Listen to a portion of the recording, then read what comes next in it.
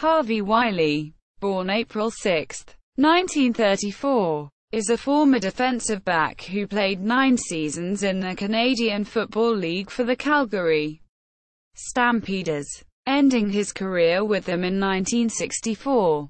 For 5 consecutive seasons, he was an All-Western All-Star and twice he was an All-Canadian All-Star. He excelled in several sports. He played Junior A hockey in Calgary and had a tryout with the Chicago White Sox. Wylie was the winner of the CFL's Most Outstanding Canadian Award in 1962. He was inducted into the Canadian Football Hall of Fame in 1980 and the Alberta Sports Hall of Fame and Museum in 1980. Wylie later went into business and served as president of Beaufort-Delta Oil Projects Limited.